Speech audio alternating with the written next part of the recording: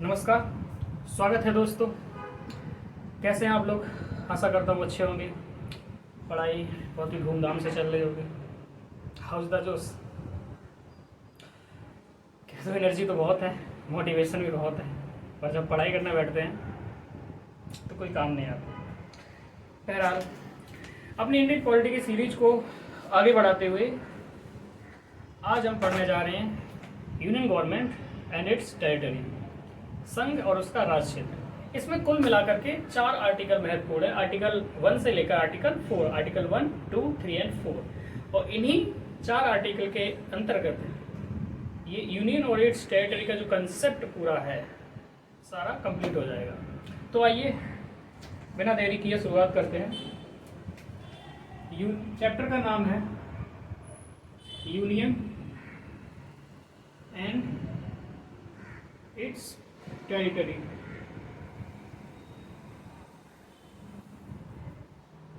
संघ और उसका राज क्षेत्र। तो शुरुआत करते हैं संविधान सभा से। संविधान सभा बैठती है, संविधान सभा बैठती है और एक डिबेट शुरू हो जाती है कि भारत की जो शासन प्रणाली हो वो कैसी हो। एक डिबेट शुरू हो जाती है कि भारत की जो शासन प्रणाली हो वो कैसी हो, क्योंकि उस समय तक वैश्विक स्तर पर मुख्यतः 3 प्रकार की शासन प्रणाली चल रही थी। एक थी एकात्मक यूनिटरी, दूसरी थी फेडरल संघात्मक, और तीसरी थी कन्फेडरेशन महासंघ।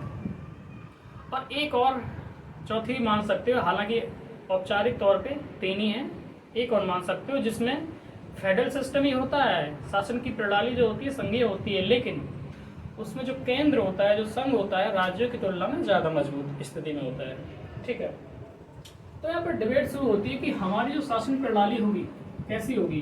क्या वो एकात्मक होगी, क्या वो संघात्मक होगी, फेडरल होगी अमेरिका की तरह, अमेरिकी संघ की तरह फेडरल होगी, या फिर फेडरल तो होगी यानी संघात्मक तो होगी,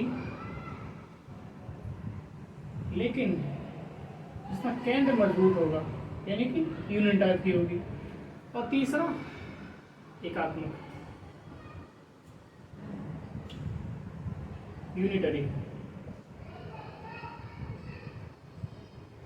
सबसे पहले बात की जाएगी भारत में इतनी ज़्यादा जहाँ विविधताओं की अनेकों धर्म हैं, जातियाँ, भाषा, रंग, रूप, बोलियाँ, हर एक कोस पर पानी बदल जाता है, हर एक कोस पर भाषा बदल जाती है, रंग रूप बदल जाता है। तो इतनी बड़ी विविधता वाले देश में क्या एकात्मक शासन व्यवस्था हो सकती है? क्या शक्तियों का केंद्रीकरण कायम रह सकता है? तो आंसर है नहीं, क्योंकि अगर हम केंद्रीकरण करने का प्रयास करते तो देश टूट जाता। क्यों? क्योंकि इतनी ज़्यादा विविधता है, डाइवर्सिटी बहुत ज़्यादा है, तो उसको लेके चल नहीं सकते थे। तो जो डिबेट जो थी वो इस पर तो थी ही नहीं, डिबेट इस पर नहीं थी। यानी कि इतने तो लोग श्योर थे कि जो यूनिटरी फॉर्म ऑफ गवर्नमेंट है, शासन की जो एकात्मक प्रणाली है, ये तो नहीं अपनाएंगे। इसके अंतर्गत क्या होता है? इसके अंतर्गत होता है कि एक केंद्र सरकार होती है, शक्तियाँ सारी उसके पास होती हैं। हालांकि वो अपनी शासन प्रशासन की सहूलियत के लिए उसको ध्यान में रखते हुए कुछ स्टेट को जनरेट करती है और उनको पावर भी स्वयं हैंड ओवर करती है, लेकिन उनका जो एग्जिस्टेंस है, उनका जो अस्तित्व है, सेंटर पर डिपेंड करता है, संघ पर डिपेंड करता है। यानी कि वह संघ के दया के मोहताज होते हैं। जिस दिन संघ जाएगा उनसे वो शक्तियाँ छीन लेगा और राज समाप्त हो जाएंगे। ठीक है, जो संघात्मक प्रणाली होती है संघात्मक, तो हमने संविधान सभा की जो डिबेट थी, डिबेट मुख्यतः इस पे थी कि हम अमेरिका की तरह संघात्मक व्यवस्था को अपनाएंगे या फिर हम कनाडा की तरह संघात्मक व्यवस्था को अपनाएंगे, जहां पर संघ भी है और उसकी इकाइयां भी है, राज्य भी हैं, लेकिन संघ राज्यों की तुलना में ज़्यादा बेहतर स्थिति में, ज़्यादा मजबूत स्थिति में। एक तरफ थे जेबी कृपलानी जैसे लोग, जेबी कृपलानी एक कांग्रेस के बहुत बड़े लीडर थे। ठीक है, तो ये कह रहे थे कि हमें अमेरिका की तरह संघात्मक व्यवस्था को अपनाना चाहिए, क्योंकि राज्यों को जितनी ज़्यादा स्वायत्तता दोगे, जितनी ज़्यादा ऑटोनॉमी दोगे, उतना ही ज़्यादा राज्य विकास के पथ पर आगे बढ़ पाएंगे। ठीक है, क्योंकि अगर शक्तियों का केंद्रीकरण होगा तो उससे तानाशाही का जन्म होगा और विकास तो होगा नहीं। ठीक, लेकिन यहाँ पर अगर बात करें तो जवाहरलाल नेहरू और B.R. अम्बेडकर,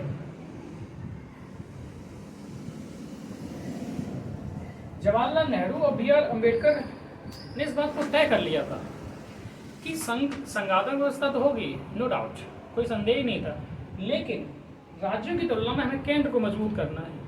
अब ये लोग ऐसा क्यों कह रहे थे? ये इसलिए ऐसा कह रहे थे क्योंकि उस समय हमारे समझ कुछ समस्याएं थी। जब देश आज़ाद हो रहा था तो हमारे समक्ष बहुत सारी समस्याएं थी। पहला उस समय क्या हुआ, देश का विभाजन हो चुका था, विभाजन हो चुका था, पार्टीशन हो चुका था। और जब देश का विभाजन हुआ तो पहला तो इसमें ये बनता है कि जब कैबिनेट मिशन आया था, क्योंकि संविधान सभा का गठन कैबिनेट मिशन योजना के तहत ही हुआ था, तो कैबिनेट मिशन योजना जो अपना फ्रेमवर्क बनाया था, जो एक फॉर्मूला बनाया था, उसने तय किया था कि सेंट्रल को और स्टेट को पर्याप्त स्वायत्तता दी जाएगी, राज्यों को पर्याप्त स्वायत्तता, पर्याप्त ऑटोनॉमी दी जाएगी। लेकिन आप इस बात को विशेष तौर पे ध्यान रखें क्योंकि उस समय पाकिस्तान भी भारतीय संघ का अभिन्न हिस्सा था, यानी कि जो पाकिस्तान का भूभाग बनता है 14 अगस्त 1947 को, वह भारतीय संघ का ही एक पार्ट था, भाग था। इसलिए इतनी ज़्यादा ऑटोनॉमी की मांग की जा रही थी, डिमांड की जा रही थी, विशेषकर मुस्लिम लीग की तरफ से। तो चूंकि ये मुस्लिम लीग अलग हो चुकी थी, मुस्लिम बहुल क्षेत्रों को मिलाकर पाकिस्तान का निर्माण किया जा चुका था, एक स्वतंत्र राष्ट्र का निर्माण हो चुका था, तो अब उतनी ज़्यादा स्वायत्तता देने का कोई अर्थ भी नहीं बचता था, क्योंकि भारत जो मुख्यतः हिंदू बहुल क्षेत्र थे या फिर अन्य धर्मों के लोग थे, सिख हुए, ईसाई हुए या फिर अन्य थोड़े बहुत, तो उनका ही देश बचा था। हालांकि भारत एक सेक्युलर स्टेट बनाया गया, किसी एक धर्म के मजहब के लोगों का देश नहीं है, लेकिन सैद्धांतिक बात तो इसका सैद्धांतिक पक्ष तो यही है कि अब हमें उतनी ज़्यादा स्वायत्तता की जरूरत नहीं है, उतनी ज़्यादा स्वायत्तता यानी ऑटोनॉमी तो नहीं चाहिए, इतनी ज़्यादा फ्रीडम तो नहीं चाहिए स्टेट को। ठीक है, एक तो ये कार्ड था। दूसरा, जब विभाजन हुआ इससे क्या हुआ, सांप्रदायिक दंगे हुए, सांप्रदायिक दंगे, पूरे भारत में सांप्रदायिक दंगे फैले होते, हिंदू वर्सेस मुस्लिम। पश्चिम बंगाल जहाँ मुस्लिम बहुल इलाके थे वहाँ पे हिंदुओं को मारा जा रहा था, हालांकि मुस्लिम भी मर रहे थे कुछ। जहाँ हिंदू पक्ष ज़्यादा बलशाली था वहाँ पर मुस्लिम मारे जा रहे थे। पंजाब का क्षेत्र देख लीजिए।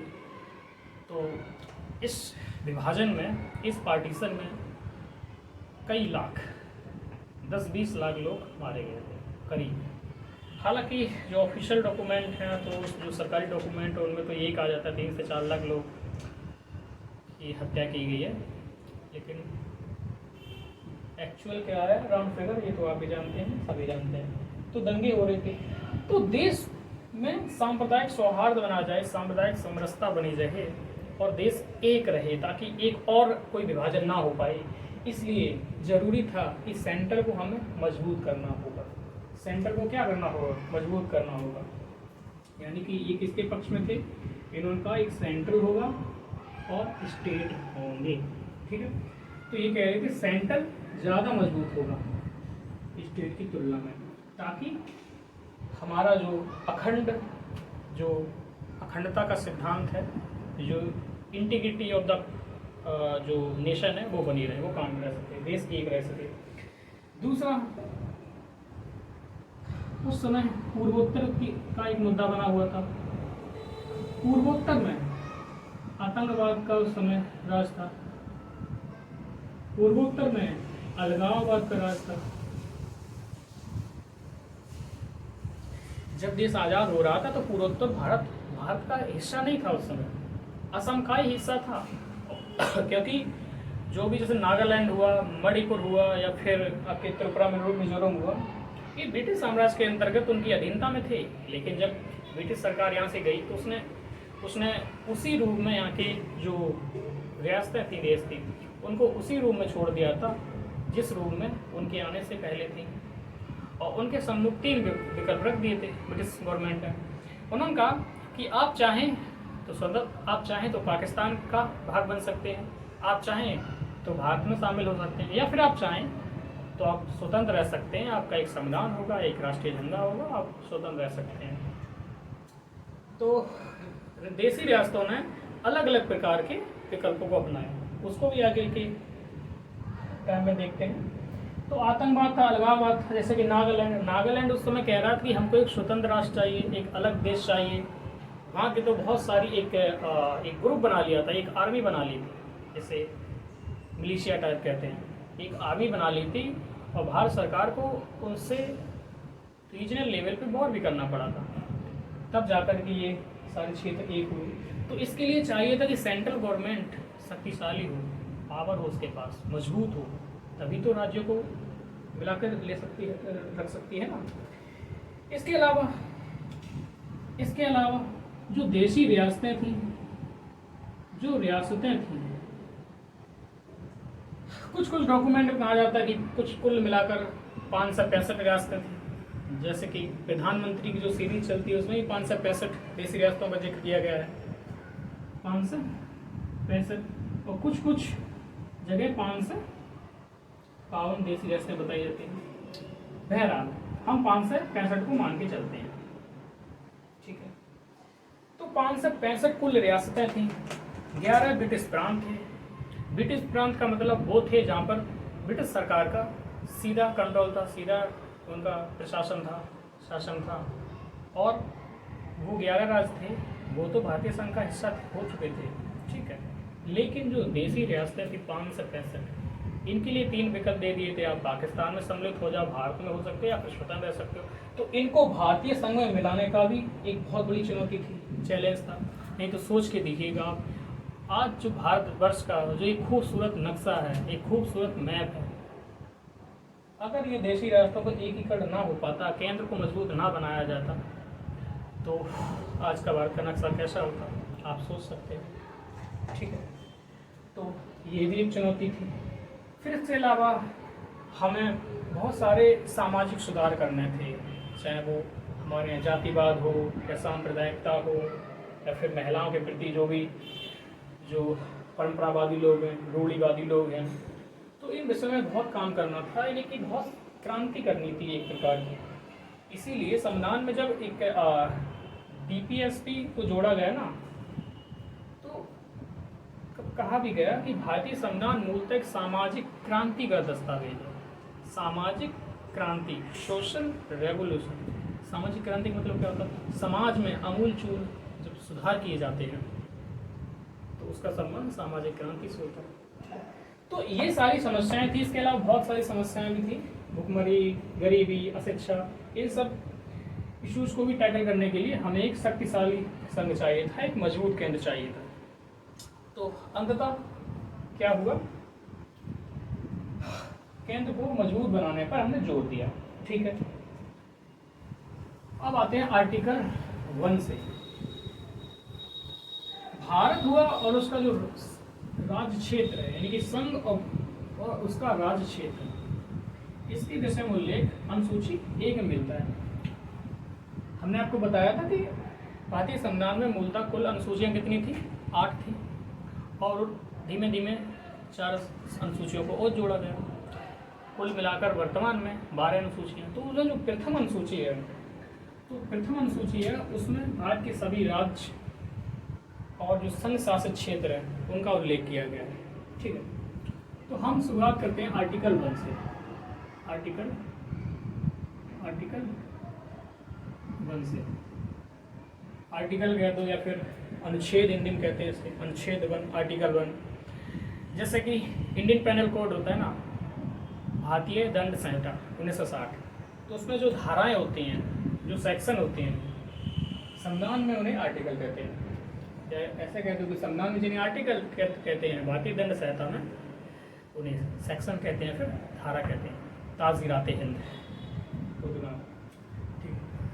तो आर्टिकल 1 कहता है कि India that is Bharat, India that is Bharat shall be the union of state,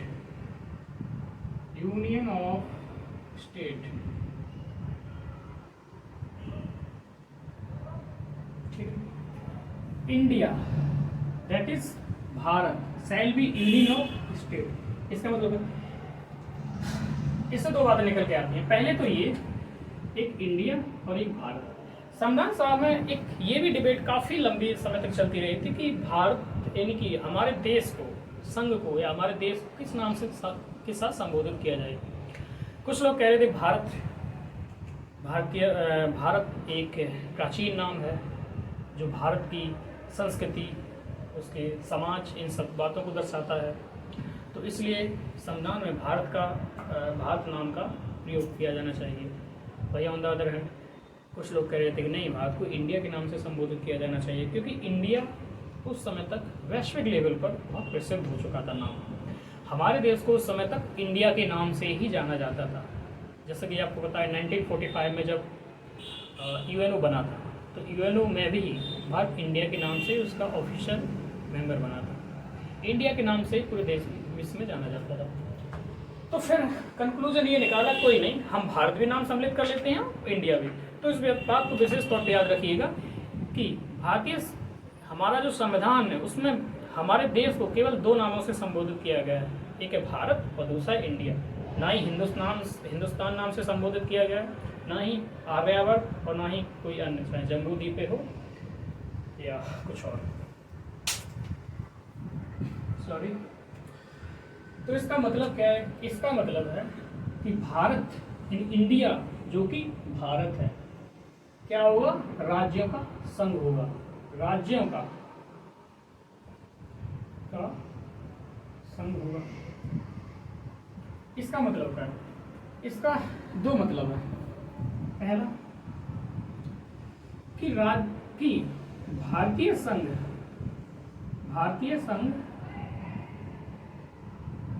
राज्यों के बीच, राज्यों के मध्य या बीच किसी समझौते का प्रतिफल नहीं है।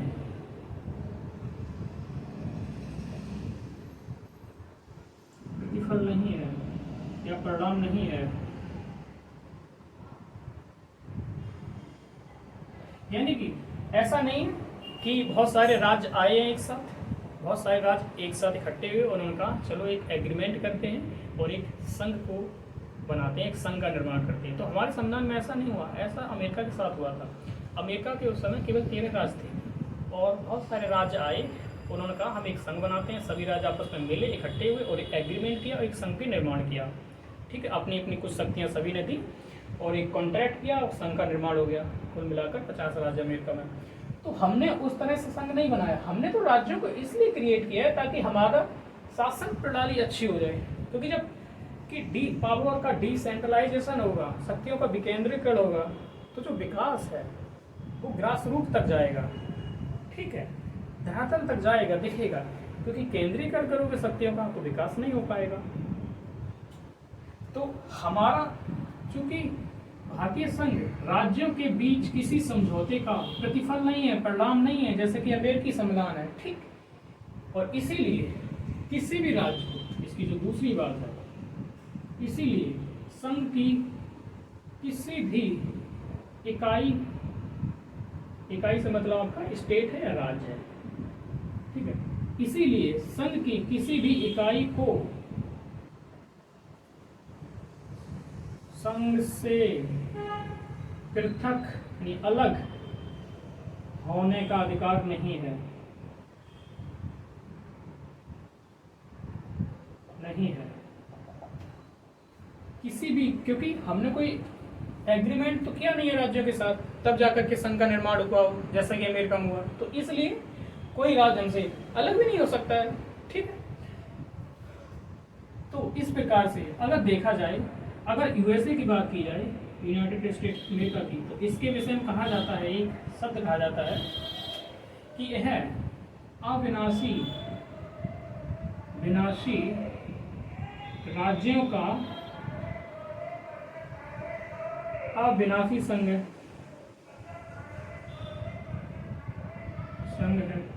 On the other hand Bharat India क्या है? विनाशी राज्यों का, विनाशी राज्यों का अविनाशी विनाशी राज्यों का अविनाशी संघ है। इन दोनों का मतलब क्या है, इसको डिकोड करते हैं। इसका मतलब है कि इसका सीधा मतलब है कि यूनाइटेड स्टेट ऑफ अमेरिका में ये हुआ कि एक बार एग्रीमेंट हो गया कि 50 राज्यों में मिलकर एक फेडरल को बना लिया, एक संघ को बना दिया, ठीक है।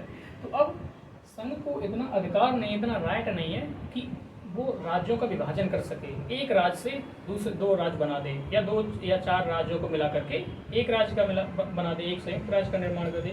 तो वहाँ पे अविनाशी राज्य है, यानी कि राज्यों को तोड़ा नहीं जा सकता है, उनकी सीमा में परिवर्तन नहीं किया जा सकता है, ठीक। तो क्या हुआ, राज्य अविनाशी हुए, यानी कि उनका विनाश नहीं हो सकता है, और अविनाशी संघ है। इसका मतलब क्या है? इसका मतलब ये है कि जो संघ है उसका भी विनाश नहीं हो सकता है, क्योंकि एक लीगल एग्रीमेंट के तहत बंधे हुए हैं। वहीं आप अगर यहाँ देखोगे, भारत क्या है? विनाशी राज्यों का अविनाशी संघ। इसका मतलब है भारत में राज्यों का विनाश तो किया जा सकता है। फॉर एग्जाम्पल, आपने आर्टिकल 3 पढ़ा होगा, आर्टिकल जो 3 है उसके तहत किसी भी एक नए किसी भी एक नए राज्य को, नए स्टेट को केंद्र बना सकता है, संसद बना सकती है, उसके पास ये अथॉरिटी है, उसके पास ये पावर है, ठीक है।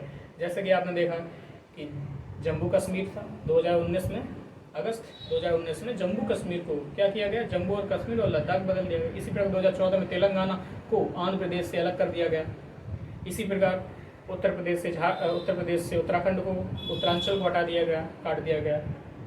या फिर अन्य किसी भी स्टेट की बात कर लो, तो राज्यों का विनाश किया जा सकता है, यानी कि 2 या 2 से अधिक राज्यों को मिलाकर एक राज्य भी बनाया जा सकता है, या एक से कई राज्य बनाए जा सकते हैं। लेकिन जो संघ है, जो यूनियन है हमारा, वो अविनाशी है। संघ से राज्य अलग नहीं हो सकते हैं, ठीक है। तो आई होप इन दोनों कंसेप्ट को आपने समझा होगा। आर्टिकल 1 हो जाता है। चलते हैं भारतीय राज्य क्षेत्र की बात करते हैं। भारतीय राज्य क्षेत्र, भारतीय राज्य क्षेत्र का मतलब क्या है?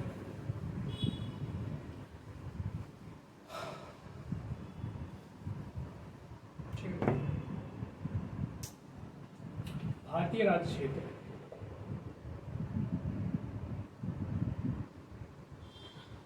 भारतीय राज्य क्षेत्र पहला, कि जिस समय हम आज़ाद हो रहे थे, जिस समय संविधान का निर्माण हो रहा था, उस समय हमारे सामने हमने बताया था बहुत सारी चुनौतियाँ थी। उनमें से एक चुनौती थी कि कैसे हम देसी रियासतों का एकीकरण कर लें, कैसे हम देसी रियासतों को भारतीय संघ का अभिन्न हिस्सा बना लें। तो कुल मिलाकर हमारे पास 11 प्रांत थे। इनके विषय में तो कोई समस्या नहीं थी, क्योंकि ये तो हमारे थे ही, प्लस लगभग 565 रियासतें थी, देसी रियासतें। इनको मिलाने का एक मुद्दा था, क्योंकि इनसे कह दिया गया था कि आप चाहें तो इंडिया का पार्ट बन सकते हैं, चाहें आप पाकिस्तान का पार्ट बन सकते हैं, या चाहें आप स्वतंत्र रह सकते हैं, ठीक है। फ्रीडम कह दो या फ्री कह दो, ठीक है। तो ये कहा गया था। तो फिर क्या हुआ? अंततः हमने देसी रियासतों का एकीकरण किया। हालांकि इसको आगे हम बताएंगे इसी लेक्चर में कैसे किया एकीकरण किया। और कुल मिलाकर हमने जो राज्यों को 4 श्रेणियों में बांटा, एक वर्ग ए, एक बी, सी और एक था आपका डी, ठीक है, डी। तो जो यानी कि हमने जो देसी रियासतों को भारत में मिलाया, तो फिर कुल मिलाकर इन सभी राज्यों को मिलाकर इसको मिलाकर 4 श्रेणियों में बांटा। इसमें क्या किया? इसमें हमने जितने भी हमारे प्रांत थे उनको सम्मिलित कर दिया। जैसे प्रांत का मतलब जो जिस पर ब्रिटिश सरकार का सीधा कंट्रोल था, जैसे कि आपका बम्बई हुआ, मद्रास हुआ, बंगाल हुआ, उड़ीसा हुआ, बिहार हुआ, संयुक्त प्रांत हुआ, पंजाब हुआ, उड़ीसा। तो ये वो सारे राज्य थे जिनको श्रेणी ए में सम्मिलित किया गया था, वर्ग ए में सम्मिलित किया गया था। ठीक है, वहीं अगर बी की बात करें तो बी में क्या था, बी में वो सारी रियासतें सम्मिलित की गई थी जिनको एकीकरण किया गया था। जो इंस्ट्रूमेंट ऑफ एक्सेशन जो होता था उन पे साइन किया जाता था और देशी रियासतों का एक कर लिया जाता था, भारत का अभिन्न अंग बना लिया जाता था। तो इसमें उन रियासतों को डाला गया जो हमने हमारे संघ में आ गई थी, जैसे जैसे कि हैदराबाद हुआ, सौराष्ट्र जिसे जूनागढ़ कहते थे उस समय, या फिर आपका जम्मू एंड कश्मीर हुआ, या फिर कोई। इसमें जो चीफ कमिश्नरी थी जैसे दिल्ली हुआ, ठीक है, कुर्ग हुआ, मैसूर जैसे, तो इनको सम्मिलित किया गया था। और डी में सम्मिलित किया गया था केवल एक था, अंडमान और निकोबार। अंडमान और निकोबार जो द्वीप समूह है हमारा, जो बंगाल की खाड़ी में अवस्थित है, तो उसको सम्मिलित किया गया था। और साथ ही साथ इसमें लिखा गया था जो अदर स्टेट होंगे जिनको भारत सरकार भविष्य में अर्जित करेगी, तो उनको भी इसी में सम्मिलित किया जाएगा। अब किसे अर्जित करेगी उसको आगे बताते हैं। अंततः हमने क्या किया, हमने स्टेट रीऑर्गेनाइजेशन एक कमीशन बनाया, ठीक है,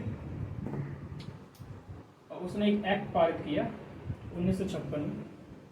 तो 1956 में एक एक्ट पारित होता है, स्टेट रीऑर्गेनाइजेशन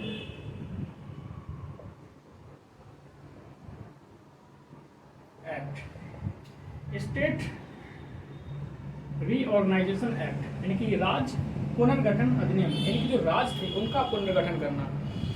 क्योंकि आपको याद होगा कि जब कांग्रेस की नागपुर अधिवेशन हुआ था 1920 में, कांग्रेस की नागपुर में एक अधिवेशन होता है, तो उस समय कांग्रेस कहती है वहाँ पर सभी लोगों से वादा करती है कि हम जैसे ही स्वतंत्र होंगे, भारत जैसे ही ब्रिटिश दासता की बेड़ियों को तोड़कर एक स्वतंत्र देश में सांस लेगा, त्यों ही हम सभी राज्यों का गठन करेंगे। उनका आधार होगा भाषा, यानी कि भाषा के आधार पर राज्यों का गठन कर देंगे।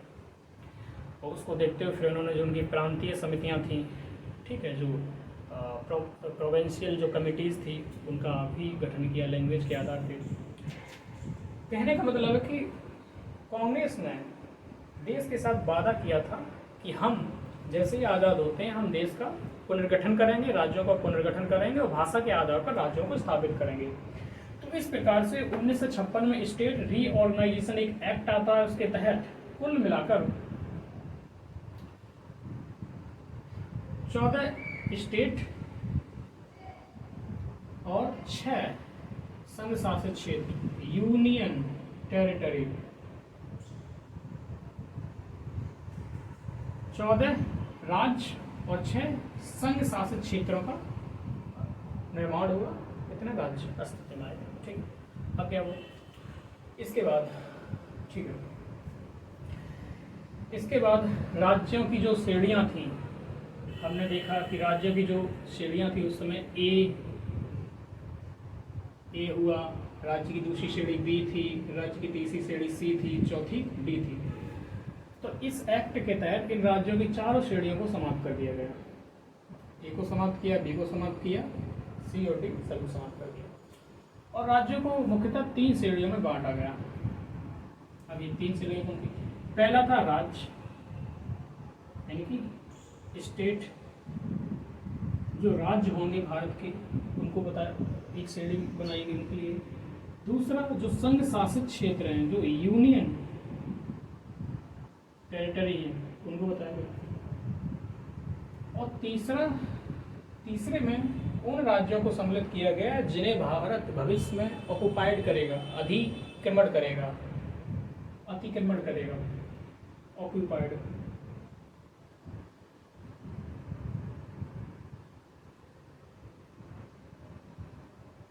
ठीक है, अतिक्रमण कह दो या अधिग्रहण,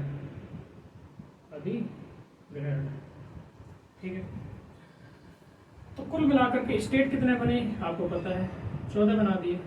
दूसरे में संघ शासित क्षेत्र है। यूनियन टेरिटरी कितने बने, तो आपके 6 बन गई टोटल, ठीक।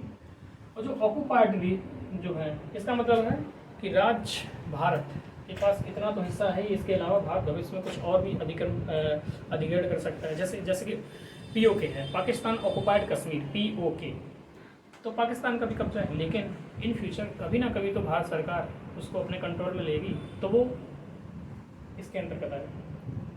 जैसे कि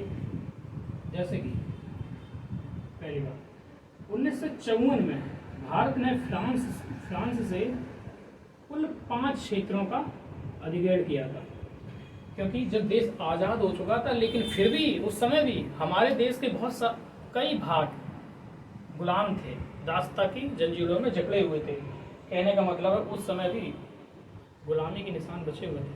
हम गणतंत्र में भी तब्दील हो चुके थे। 26 जनवरी 1950 को जैसे ही हमारा संविधान लागू होता है, हम एक जो डोमिनियन स्टेट है उससे बदलकर हम एक रिपब्लिक स्टेट में प्रवेश कर चुके थे। हम रिपब्लिक स्टेट का एक स्टेटस हम धारण कर चुके थे, लेकिन हमारे कुछ क्षेत्र अभी भी विदेशी लोगों के हाथों में थे। जैसे फ्रांस 5 क्षेत्रों पर कब्जा किए था। एक है आपका पांडिचेरी,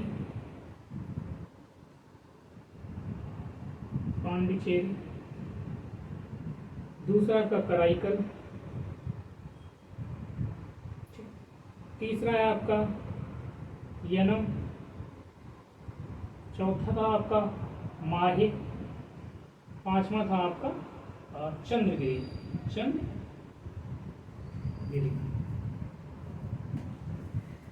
जो ये ठीक है, 1954 में फ्रांस के पास 5 क्षेत्र थे भारत के। पांडिचेरी जो कि तमिलनाडु में था, कराईकल ये भी तमिलनाडु का क्षेत्र था, यनम जो था ये आंध्र प्रदेश उस समय का जो क्षेत्र था, जिसे मद्रास कहते हैं, पूरा माता था, हालांकि आंध्र प्रदेश बाद में बन गया था। तो 1953 में तो आंध्र प्रदेश का पार्ट था यनम, इनकी यनम जो था आंध्र प्रदेश में था। माहे जो क्षेत्र था ये आपका कहाँ था, केरल में था। तो जो चंद्रगिरी है वो था वेस्ट बंगाल यानी पश्चिम बंगाल में। तो इन 5 क्षेत्रों पर फ्रांस का कब्जा था। तो भारत सरकार ने 1954 में फ्रांस से इनको अपने अधिकार क्षेत्र ले लिया, यानी कि अधिग्रहण कर लिया। और इस प्रकार से कराईकल, यनम और माहे इन 4 क्षेत्रों को मिलाकर एक राज्य बना दिया, जिसका नाम है पुदुचेरी। कभी कभी इसे पांडिचेरी भी हालांकि कह देते हैं, ठीक, पांडिचेरी या पुदुचेरी राज्य बना दी। और जो चंद्रगिरी है ये आपको पता है पश्चिम बंगाल क्षेत्र के अंतर्गत पड़ता था, तो पश्चिम बंगाल का पार्ट बन गया। इसी प्रकार एक और क्षेत्र था, ये लिख लेते हैं। एक क्षेत्र था जैसे कि गोवा हुआ, ठीक है, दमन, दीव एवं नागर हवेली, इन पर किसका कब्जा था? इन पर कब्जा था आपका पुर्तगालियों का। गोवा हुआ, दमनदीव हुआ और दादर नगर एवं हवेली हुई। तो इन पे किसका कब्जा था? गोवा, इन पर कब्जा था पुर्तगालियों का। तो भारत सरकार को अंततः इनसे भी गौर करना पड़ा। 1961 में भारत सरकार ने एक ऑपरेशन शुरू किया था, ऑपरेशन विजय, और उसके तहत एक दिन कुछ लड़ाई हुई कुछ घंटों में, और पीट पाट के वापस आ गए पुर्तगालियों से, भैया जाओ अपने देश जाओ। हालांकि उस समय अंतर्राष्ट्रीय स्तर पर भी काफ़ी तनाव हो चुका था, उसमें शीत युद्ध चल रहा था, चूँकि हम अभी पूंजीवादी देशों की तरफ तो थे नहीं, तो अमेरिका भी हमारे कहीं ना कहीं अगेंस्ट हो गया था इस समय, आलोचना की थी उसने, ठीक है। तो हमने क्या किया 1961 में ऑपरेशन विजय, 1961 में ऑपरेशन विजय शुरू किया और विजयी हो गए, जीत गए। एक ऑपरेशन विजय और है कारगिल से संबंधित है, जो अटल बिहारी की सरकार थी, इस समय जवाहरलाल नेहरू थे, उस समय अटल बिहारी वाजपेयी थे 99 में, तो उसमें ऑपरेशन विजय कारगिल युद्ध पर था, तुमने वो भी सीता ही था बता, ठीक है। एक और मामला आता है सिक्किम का मामला काफ़ी रोचक है। सिक्किम उस समय राजा चोगयाल वहाँ का शासक होता था। सिक्किम में राजा चौकियार वहाँ का शासक होता था, ठीक है। तो वहाँ पे शासन कर रहा था। हालांकि वहाँ पे भारत की पार्टी जो थी कांग्रेस थी, उसका भी विस्तार होने लगा था। तो होता क्या है, सिक्किम भारत को एक अपने सिक्किम का जो क्षेत्र था, तो सिक्किम जो आंतरिक मामले थे वो तो सिक्किम देखता था, लेकिन जो बाह्य मामले थे जैसे जैसे डिफेंस का मामला हुआ, फॉरेन जो अफेयर्स हैं, फॉरेन पॉलिसी इसका मामला हुआ, विदेश नीति का मामला हुआ, या फिर कम्युनिकेशन की बात हुई, संचार व्यवस्था, तो इन सब पर कंट्रोल था भारत का, और शेष जो विषय थे तो उन पर सिक्किम का था। तो इस प्रकार से भारत क्या करता था, भारत उसके बाह्य मामले देखता था, बाह्य मामलों के लिए उत्तरदायी था, ठीक। लेकिन होता क्या है, वहाँ पर कांग्रेस जो पार्टी थी उसको काफ़ी बहुमत मिलता है और सत्ता में आ जाती है, तो जनता कहीं ना कहीं थोड़ा सपोर्ट करती है पार्टी को और कहती है कि हमें भारत का ही सह राज होना चाहिए। तो उसके बाद हम संविधान में एक संशोधन करते हैं और आर्टिकल 2 जो ए जोड़ते हैं, आर्टिकल 2A के तहत 35वां संशोधन किया जाता है। कब? 1974 में, यानी कि 1974 में। इस समय इंदिरा गांधी की सरकार थी उस समय, और इंदिरा गांधी के पास शक्तियाँ तो खूब थी, तो संशोधन करने में खास कोई कठिनाई नहीं सामने थी, आराम से करती थी। तो 35वां संविधान संशोधन 1974 में किया जाता है, एक आर्टिकल जोड़ा जाता है संविधान में 2A। इसमें सिक्किम को भारत का सह राज्य घोषित किया जाता है, भारत का सह राज्य घोषित किया जाता है। उसके ही अगले वर्ष वहाँ की जनता थोड़ा और प्रेशराइज करती है, वो कहती है कि हमें भारत के संग ही मिल जाना चाहिए। तो फिर क्या होता है कि 36वां संशोधन होता है, 36वां संविधान संशोधन होता है 1975 में, यानी कि अगले ही वर्ष। और अंततः हम क्या करते हैं, इसमें जो आर्टिकल 2A है इसको समाप्त कर देते हैं, और जो सिक्किम है उसको भारत का पूर्ण राज्य का दर्जा दे देते हैं, पूर्ण राज्य का स्टेटस मिल जाता है। यानी कि सिक्किम की स्थिति 1975 में कुछ इसी तरह से हो चुकी थी जैसे कि भारत के अन्य राज्यों की, जैसे कि उत्तर प्रदेश हुआ, आपका बिहार हुआ, कर्नाटक इत्यादि, ठीक है। तो कंप्लीट स्टेट का दर्जा मिल गया, ठीक है। तो वर्तमान की बात करें तो कुल मिलाकर आपको पता है कि 28 राज्य हैं और 8 संघ शासित क्षेत्र हैं। अब कौन कौन है? 28 राज्य तो आपको पता ही होंगे। संघ शासित क्षेत्रों की बात करें तो टॉप से शुरुआत करते हैं।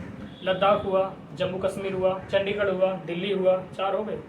इधर चले आओ बंगाल की खाड़ी में, अंडमान निकोबार हुआ, इधर आइए अरब सागर में लक्षद्वीप आ गया, 6 हो गए। फिर एक तमिलनाडु है, वहाँ पे पांडिचेरी हो गया या पुडुचेरी, 7, ठीक है। और फिर एक दादर नगर हवेली एवं दमन और दीव, टोटल 8 मिला हो गए कुल मिलाकर, ठीक है। तो ये क्या है, यूनियन टेरिटरी और शेष 28 क्या है, स्टेट है। आर्टिकल 2 और देख लेते हैं अलग अलग आर्टिकल, संविधान का आर्टिकल 2A तो देख ही लिया, तो 2 देख लिया। 2 में 2 क्लास जोड़े गए। पहली बात की जाती है कि भारत में अगर कोई नवीन राज्य सम्मिलित होना चाहे,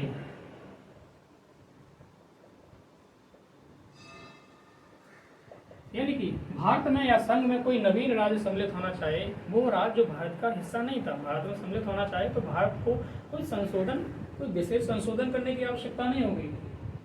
साधारण प्रक्रिया से, साधारण विधि बनाकर उसको भारत संघ का अभिन्न हिस्सा बनाया जा सकता है। फॉर एग्जाम्पल पीयू की बात करो, या फिर फ्रांस से जो हमने क्षेत्र लिए थे उनकी बात करो, या हमने पुर्तगाल से जो क्षेत्र लिए थे गोवा, उनकी बात करो, तो इस आर्टिकल प्रयोग करके उनको शामिल किया गया। दूसरा है नए राज्यों को स्थापित करना हो, गोवा है, पोर्ट राज्य बनाना है, क्या बनाना हो, खैर। आर्टिकल 3 की बात करते हैं। आर्टिकल 3 थोड़ा ज़्यादा इम्पोर्टेंट है, विशेषकर बहुत ही, और काफ़ी डिबेट भी इसकी होती है, तो इसको ऊपर लिखते हैं और 10 से 15 मिनट लगते हैं इसमें। देखिएगा, आर्टिकल लिखे अनुच्छेद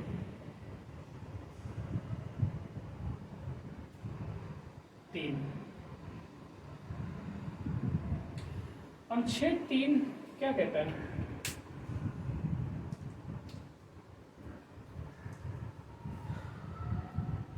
देखिए ऐसा है, जब संविधान बना था तो कांग्रेस पार्टी उस समय डोमिनेंट थी, क्या सभी की बात कर लो, तो उनको एक बात तो संविधान सभा में जो भी कॉन्स्टिट्यूशन जो मेकर थे उनको ये तो पता ही था कि अभी कितने भी स्टेट हों लेकिन आगे चल के बहुत सारे स्टेट बनाने पड़ेंगे, स्टेट को रीऑर्गेनाइज करना पड़ेगा, पुनर्गठन करना पड़ेगा। तो उन्होंने आर्टिकल 3 डाल दिया था। ये आर्टिकल मुख्यतः बात करता है कि आपको कोई नया राज्य बनाना हो, कोई भी नया राज्य बनाना हो, या आपको 2 या 2 से अधिक राज्यों को मिलाकर एक राज्य बनाना हो, या एक राज्य से 2 या 3 राज्य बनाने हो, ठीक है, इनकी सीमा में परिवर्तन करना हो, जैसे सीमा अगर बढ़ानी है या घटानी है, ठीक है, आपको राज्य का नाम परिवर्तित करना है, तो ये सारे अधिकार जो हैं केंद्र के पास है, संघ के पास, यानी कि संसद एक संशोधन करेगी आर्टिकल 3 का प्रयोग करते हुए संविधान में, और ये सारी प्रोसेस कर सकती है, चाहे तो नाम में परिवर्तन कर सकती है या फिर सीमा में परिवर्तन कर सकती है या नए स्टेट को जन्म दे सकती है। तो ये सारे काम किए जाते हैं। तो इसमें क्या किया जाता है? पहली बात, नवीन राज्य का सृजन करना है।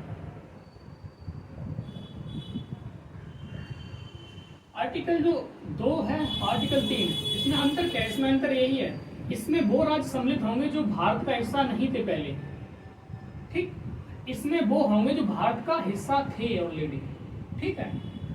तो नवीन राज्यों का सृजन करना है, ठीक है। इसमें क्या करना है? 2 या 2 से अधिक राज्यों को बनाना हो, या 2 या 2 से मिला करके एक राज्य बनाना हो, कम राज्य करने हो, ठीक है। दूसरा, आपको सीमा परिवर्तन करना हो, सीमा में परिवर्तन करना हो, चाहे सीमा आपको बढ़ानी हो या सीमा घटानी हो। साथ ही साथ आपको नाम बदलना हो, नाम में परिवर्तन करना हो, ठीक है। तो ये सारे काम जो है ना, आप आर्टिकल 3 का प्रयोग करते हुए कर सकते हैं। इसके लिए क्या होता है? इसके लिए एक आपको पता है, कोई भी एक्ट बनाने के लिए एक विधेयक होता है या प्रस्ताव होता है, सबसे पहले उसको इंट्रोड्यूस किया जाता है। कानून कैसे बनते हैं? कानून बनते हैं संसद में। संसद में हमने कहा था ना कि जो गवर्नमेंट है, एक सरकार है, उसके 3 अंग होते हैं। एक क्या होता है? इधर कार्यपालिका होगी, जो कार्य करती है, वो क्या करती है?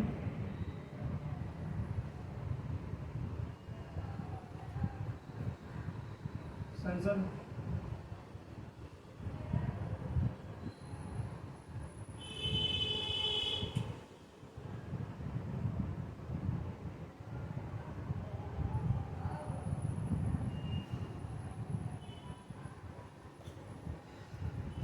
सरकार के 3 अंग होते हैं, विधायिका यानी संसद, कार्यपालिका यानी सरकार, और न्यायपालिका, ठीक है। व्यवहारिक भाषा में इसको ही सरकार कहते हैं, हालांकि सरकार के 3 अंग होते हैं, ठीक है। तो संसद क्या करती है? कानूनों को निर्माण करती है, कानून बनाती है, और जो कार्यपालिका है उसको लागू करती है, इन्फोर्स करती है, एग्जीक्यूट करती है, इसीलिए इसको एग्जीक्यूटिव कहते हैं। न्यायपालिका उसकी समीक्षा करती है, उसको और लगता है कि संविधान के जो मूल प्रावधान है, जो देश की मूल विधि है, जो सर्वोच्च विधि है, उससे वो प्रावधान या कानून असंगत है तो उसको खारिज कर देती है। अब विधि निर्माण यहाँ होती है। विधि निर्माण कैसे होती है? संसद के 3 अंग होते हैं, लोकसभा, राज्यसभा, और एक होता है राष्ट्रपति यानी कि प्रेसिडेंट। जब भी कोई विधेयक से कानून बनाना होता है, विधेयक से अधिनियम बनाना होता है, एक्ट बनाना होता है, तो सबसे पहले या तो हम लोकसभा से विधेयक को शुरुआत करें, विधेयक लिया, लोकसभा प्रस्तुत किया, फिर राज्यसभा में गए, या फिर राज्यसभा में गए फिर लोकसभा में गए। जब ये दोनों पारित कर देते, उसके बाद जो विधेयक होता है वो राष्ट्रपति के पास जाता है, और राष्ट्रपति उस पर क्या करता है? हस्ताक्षर करता है, और जो विधेयक होता है ना, जो आपका विधेयक होता है ना, विधेयक, वो क्या बन जाता है? एक अधिनियम बन जाता है, एक एक्ट बन जाता है, कानून बन जाता है। लेकिन यहाँ क्या होता है, यहाँ पर विधेयक ना तो राज्यसभा में पहले प्रस्तुत किया जाएगा, ना ही लोकसभा में प्रस्तुत किया जाएगा। सबसे पहले राष्ट्रपति के पास भेजा जाएगा। राष्ट्रपति की पूर्व सहमति चाहिए, पूर्व सहमति चाहिए, ठीक है, विधेयक के संदर्भ में।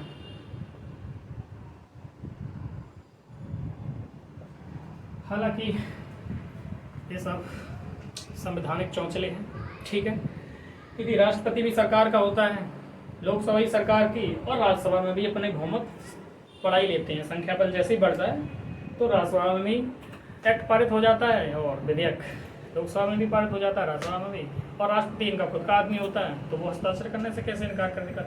और दूसरी बात ये भी है, क्योंकि हमारे यहाँ कौन सी शासन प्रणाली है? पार्लियामेंट्री फॉर्म ऑफ गवर्नमेंट है, शासन का संसदात्मक स्वरूप है, संसदीय प्रणाली है। संसदीय शासन प्रणाली का मतलब क्या होता है? जहाँ कार्यपालिका विधायिका के प्रति सामूहिक रूप से उत्तरदायी होती है। अब ये देख लीजिएगा, ये जो विधायिका है जनता का सदन है, हाउस ऑफ पीपल है, यानी कि जनता को रिप्रेजेंट करता है, जनता की आवाज़ को रखती है। और जो राज्यसभा है वो राज्यों की सभा है, यानी कि राज्य जो है, स्टेट है, उनकी प्रतिनिधिमूलक सभा है। तो जब इन दोनों ने किसी भी विधेयक को पारित कर दिया है, तो राष्ट्रपति उस पर हस्ताक्षर क्यों नहीं करता है? क्योंकि राष्ट्रपति फिर कौन होता है, ठीक है ना। एक सेकंड का समय दीजिएगा।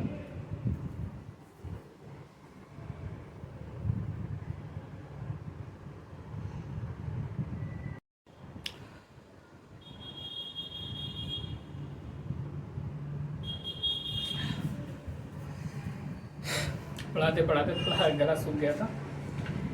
बहरहाल, राष्ट्रपति की पूर्व सहमति चाहिए होती है, और राष्ट्रपति ये अमूमन सहमति दे ही देता है। फिर क्या होता है? फिर राष्ट्रपति यानी कि प्रेसिडेंट क्या करता है? उस विधेयक को, जो विधेयक होता है नए राज्य के निर्माण से संबंधित या उसके सीमा में परिवर्तन करना है, कुछ भी करना हो, तो उस तो क्या करता है? जो संबंधित राज्य होता है, उसको भेजता है। और इनको एक निर्धारित समय दिया जाता है, उसमें अपनी राय व्यक्त करनी होती है। और अगर ये राय व्यक्त करने से चूक गए तो संसद यह मान के चलेगी कि जो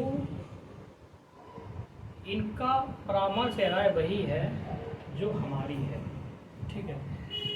कहने का मतलब अगर राय देते हैं या नहीं देते हैं तो राष्ट्रपति के लिए बाध्यकारी नहीं है, संसद के लिए बाध्यकारी नहीं है, ठीक है।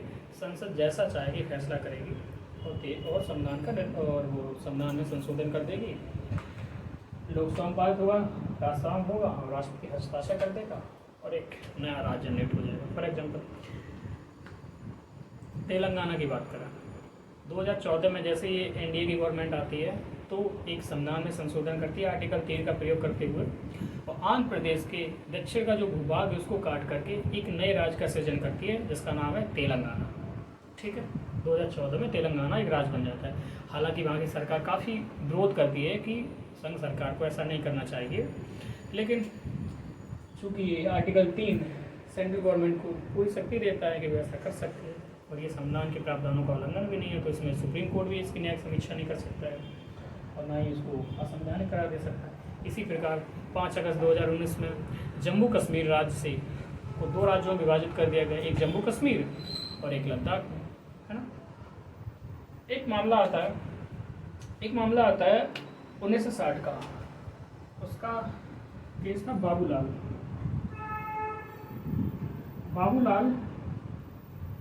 वर्सेस पंजाब राज्य, सॉरी पंजाब नहीं, मुंबई, 1960 में, ठीक है। आपको पता है कि 1960 में जब गुजरातियों ने मांग की थी कि भाषा के आधार पर या जो हमारी संस्कृति है, ठीक है, उसमें जो अलग अलग संस्कृति हैं, विविधता है, उसके आधार पर हमें अलग कर दिया जाए, क्योंकि उस समय बम्बई प्रांत हुआ करता था। बम्बई में आपका केवल ये मुंबई नहीं आता था, जो महाराष्ट्र का क्षेत्र है वो पूरा आता था, साथ ही साथ जो गुजरात का क्षेत्र है ना वर्तमान, वो ये दोनों मिला करके संयुक्त जो बम्बई राज था, प्रोविंस था, उसका निर्माण करते थे। तो जब 1960 में बम्बई से गुजरात राज्य को पृथक किया गया, तो बाबूलाल ने केस फाइल किया सुप्रीम कोर्ट ने, और सुप्रीम कोर्ट में किया, और सुप्रीम कोर्ट से पूछा कि ये क्या हो रहा है, कि यहाँ पर तो कुछ सुरक्षा ही नहीं है, ना तो हमसे पूछा गया ना बताया गया। तो सुप्रीम कोर्ट ने कहा कि देखिए, संघ सरकार का अधिकार है कि वो है संविधान में संशोधन के माध्यम से नए राज्य बना सकती है। इसमें उन्होंने किसी प्रावधान का उल्लंघन नहीं किया, इसलिए हम आपका कोई सहयोग नहीं कर सकते। तो खैर, संविधान ने सरकार के इस बात की पुष्टि कर दी। तो आर्टिकल ऑफ, तो इससे क्या होता है, इससे दो एक बातें निकल कर आ जाती हैं जो हमने इससे पूर्व में बताया था कि भारत क्या है, विनाशी राज्यों का अविनाशी संघ है, यानी कि राज्यों का विनाश किया जा सकता है। आपने देखा किस तरह से विनाश किया जा सकता है, लेकिन संघ का विनाश नहीं होगा, यानी कोई राज्य अलग नहीं हो सकता है। जबकि अमेरिका में स्थितियाँ इसके ठीक विपरीत हैं। आर्टिकल 4 भी देख लेते हैं, जब 3 देख ही रहे हैं, यहीं पर देख लेते हैं।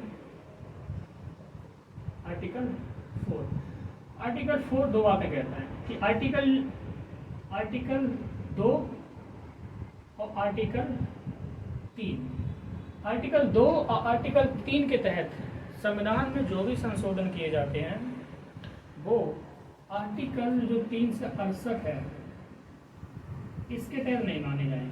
कहने का मतलब है कि अगर कोई विदेशी नया राज्य उसको सम्मिलित करना है, या फिर नए राज्यों का निर्माण करना है, उसका नाम बदलना है, तो संसद साधारण विधि के माध्यम से ऐसा कर सकती है। उसके लिए उसे किसी प्रकार से विशेष प्रक्रिया से संविधान में संशोधन करने की कोई ज़रूरत नहीं होती है। जबकि 3 से 68 बात करता है विशेष प्रक्रिया की, तो आर्टिकल 4 ये कहता है आर्टिकल 2 और 3 के तहत जो संशोधन होता है वो इसका पार्ट नहीं होता है, इसका भाग नहीं होता है। राइट, इस बात को विशेष तौर पर आप याद रखिएगा पीटी के पॉइंट ऑफ व्यू से, क्योंकि पीटी में कई बार ऐसे फंसाने वाली चीज़ें आपसे पूछ लेता है।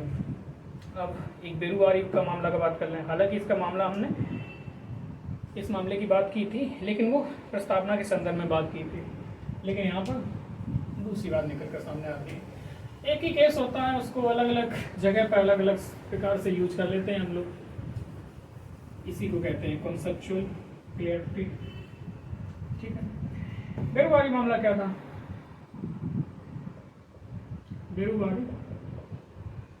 बेरुवारी मामला था 1960 का। बात ये थी कि जो बेरुवारी जो एक क्षेत्र था, ये जो आपका पूर्वी बंगाल है, जिसे बांग्लादेश आज कहते हैं, उस समय पाकिस्तान का पूर्वी भाग हुआ करता था, पूर्वी बंगाल। तो उसकी सीमा और पश्चिम बंगाल की जो सीमा लगती है, वहाँ पर एक क्षेत्र था बेरुवारी। तो हम पाकिस्तान को इसको हैंड ओवर करना चाह रहे थे, क्योंकि हमने एक एग्रीमेंट किया था भारत सरकार ने कि उसको हैंड ओवर करना है, और कुछ क्षेत्र हम ले रहे थे। तो प्रश्न उठा कि क्या भारत सरकार आर्टिकल 3 का प्रयोग करते हुए ऐसा कर सकती है कि अपना किसी भी क्षेत्र को किसी पड़ोसी मुल्क को हैंड ओवर कर सकती है, उनको हस्तांतरण कर सकती है कि नहीं कर सकती है। तो सुप्रीम कोर्ट में ये मामला गया। तो सबसे पहले राष्ट्रपति ने, उस समय राष्ट्रपति 1960, हाँ, तो उस समय डॉक्टर राजेंद्र प्रसाद ही राष्ट्रपति थे। तो इन्होंने आर्टिकल 1 से 43 का प्रयोग किया। आर्टिकल 1 से 43, 143 आर्टिकल 143 बात करता है कि राष्ट्रपति कभी भी विधि से संबंधित या कोई भी पूर्व एग्रीमेंट किया भारत सरकार ने किसी से भी, उससे संबंधित विषय पर सुप्रीम कोर्ट से सलाह ले सकती है, परामर्श ले सकती है। लेकिन यहाँ पर दो बातें याद रखना, सुप्रीम कोर्ट इस प्रकार की सलाह देने के लिए बाध्य नहीं है, और ना ही सरकार इस तरह की सलाह को मानने के लिए बाध्य है। सुप्रीम कोर्ट सलाह देने के लिए बाध्य नहीं है और सरकार उस सलाह को मानने के लिए बाध्य नहीं है। तो फिर मतलब क्या? मतलब ये हुआ कि सरकार को एक आश्वासन मिल जाता है कि सरकार जो कानून ला रही है, जो विधेयक ला रही है, कि वो सही है, उसमें कोई लूप होल्स तो नहीं रह गई। अगर रह गई तो सुप्रीम कोर्ट बता देता है। दूसरी बात ये भी हो जाती है कि वो उसे ये भी कहने का अवसर मिल जाता है कि सुप्रीम कोर्ट अगर बाद में उसका जुडिशियल रिव्यू करता है, न्यायिक पुनर्विलोकन करता है, और बाद में कहता है कि इन प्रावधानों में त्रुटियाँ हैं, जो देश की मूल विधि है उससे असंगत है, तो सरकार फिर उनसे कहती है कि हमने तो आपको पहले ही इससे संबंधित परामर्श ली थी, तब तो आपने कुछ नहीं कहा था। तो उसको आर्गूमेंट मिल जाते हैं। तो इन्होंने पूछा, तो इन्होंने कहा कि देखिए ऐसा है, एक है आर्टिकल 3 है और एक है आपका आर्टिकल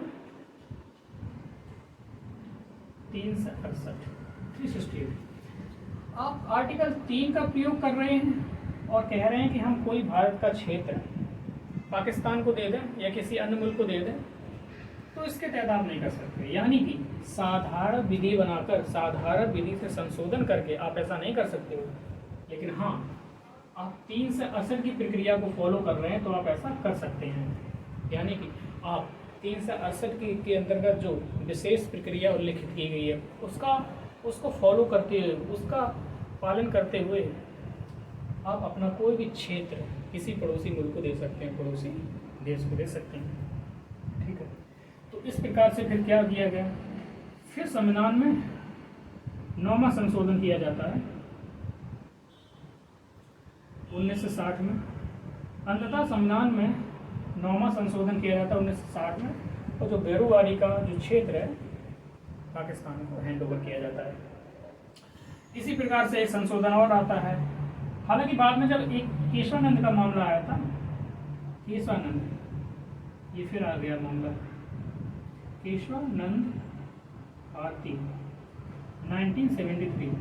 अब तो आपको ये डेट या ये केसेस आई होप याद हो गए होंगे, क्योंकि लेक्चर के दौरान मैं कई बार इनका उल्लेख करता हूँ, क्योंकि कई बार उल्लेख करना होता है क्योंकि इनका रिलेट होती है बातें। तो केशवानंद भारती 1973 का मामला था। तो इसमें सुप्रीम कोर्ट ने कह दिया था कि अगर भारत सरकार ऐसा कदम उठाना चाहती है, अपना कोई क्षेत्र दूसरे देश को देना चाहती है या फिर दूसरे देश का कोई क्षेत्र अपना लेना चाहती है, तो उससे कोई इस जो टफ प्रोसेस है इसको फॉलो करने की कोई ज़रूरत नहीं है। वो सामान्य एक कार्यपालिका जो प्रस्ताव है पारित कर सकती है, यानी कि कार्यपालिका प्रस्ताव, विधायिका की भी जरूरत नहीं है, संसद की भी जरूरत नहीं है। There is no need to parliament. ठीक है, जो कार्यपालिका, जो एग्जीक्यूटिव है यानी कि सरकार है, वही ऐसा काम कर सकती है। तो इसी को प्रयोग करते हुए 2015 में भारत सरकार ने और बांग्लादेश ने इसने एक समझौता किया और कुछ क्षेत्र हमने बांग्लादेश को दिए और कुछ क्षेत्र बांग्लादेश ने भारत को दिए। तो क्या हुआ, तो इसमें देखते हैं क्या हुआ। 1 से 11 जो अंता क्षेत्र थे, अंता क्षेत्र, इनक्लेव कहते हैं इंग्लिश में, एनक्लेव, अंतर क्षेत्र, हमने क्या हुआ, हमने बांग्लादेश को दिए। और 51 जो इनक्लेव थे या क्षेत्र, अंतर क्षेत्र थे, वो भारत को मिले। ठीक है, 2015 में समझौता हो जाता है। प्रधानमंत्री नरेंद्र दामोदर दास मोदी और शेख हसीना के बीच में। इनक्लेव क्या होता है? इनक्लेव का मतलब ये होता है जैसे कि ये क्षेत्र है, ठीक,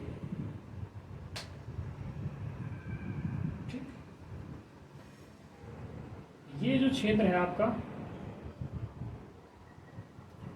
ये है आपका भारत, ठीक, और जो आपका ये क्षेत्र है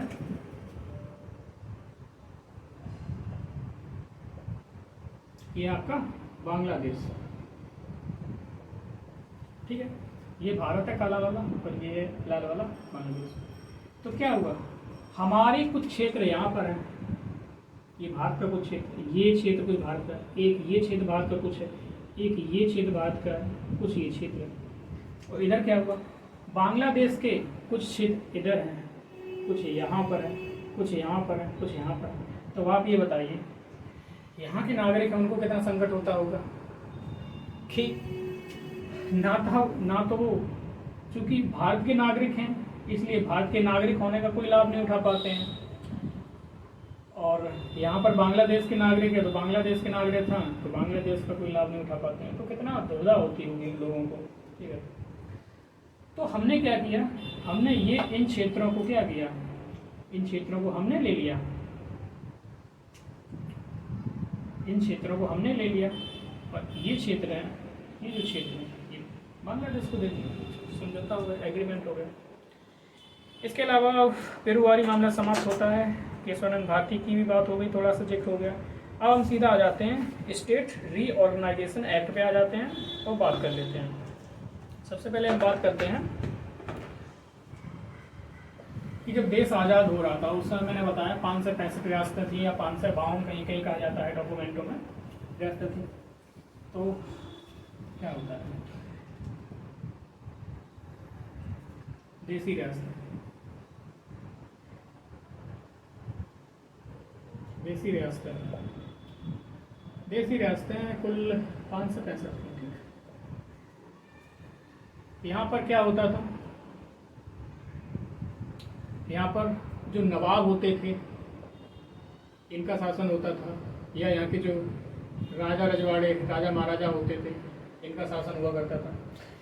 एक कंसेप्ट आता है ब्रिटिश सर्वोच्चता का सिद्धांत। ब्रिटिश सर्वोच्चता का सिद्धांत।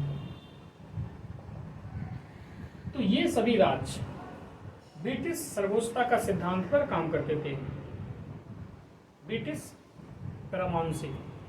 इसका मतलब था कि जो जैसे कि कुछ मामले ब्रिटिश सरकार के पास रहते थे, जैसे फॉरेन पॉलिसी है, इनकी विदेशी मामले हैं, संचार व्यवस्था है, ठीक है, रक्षा की बात हो, ठीक है, प्रतिरक्षा हो, डिफेंस हो। इसके अलावा आपके रेलवे हुआ, डाकघर हुआ, करेंसी हुई, बैंकिंग हुई, ठीक है। तो ये सारे जो मामले होते थे, विषय होते थे, इन पर ब्रिटिश सरकार काम करती थी, ब्रिटिश सरकार के कंट्रोल में होते थे। और जो शेष विषय थे, देश को इनकी क्षेत्र का जो प्रशासन कैसे करना है, रियासत में और व्यवस्था, हेल्थ, एजुकेशन, ये सब कैसा होना चाहिए, ये इन सब पर ऑटोनॉमी होती थी आपकी रियासतों को, वहाँ के राजा या नवाबों को, ठीक है। जब देश स्वतंत्र हुआ उस समय क्या हुआ, ये रियासतें भी स्वतंत्र हो गई। क्यों? रियासतें ये पार्ट तो नहीं बन पाई थी भारत का। क्यों? क्योंकि ये ब्रिटिश सर्वोच्चता का जो सिद्धांत था इस पे काम कर रही थी। जैसे ही देश आज़ाद हुआ ये सिद्धांत समाप्त हो गया। अब ये रियासतें क्या हुई, स्वतंत्र हो गई। अब इनको अंग्रेजों ने इनसे कह दिया था, अंग्रेजों ने कह दिया हो या फिर इनके पास विकल्प था, तो इनसे कहा गया आप चाहें तो भारत के साथ आ सकते हैं, आप चाहें तो पाकिस्तान के साथ सम्मिलित हो सकते हैं, या फिर आप चाहें तो स्वतंत्र रह सकते हैं, स्वतंत्र देश हो सकता है आपका। तो अलग अलग रियासतों ने अलग अलग रास्ता अख्तियार किया। बात करें 15 अगस्त 1947 को भारत का प्रथम स्वाधीनता संग्राम जब मनाया गया, उस समय तक भारत की 3 रियासतों को छोड़कर से सभी रियासतें भारतीय संघ का हिस्सा बन चुकी थी, सभी भारतीय संघ में सम्मिलित हो चुकी थी। अब वो 3 रियासतें कौन थी? 3 रियासतें थीं। एक था जूनागढ़,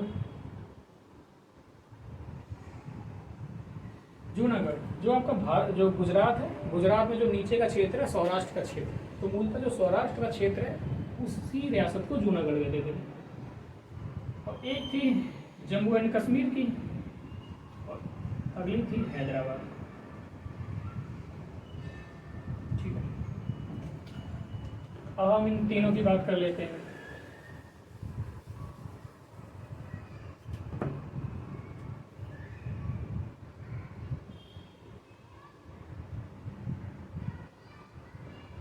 जूनागढ़, हैदराबाद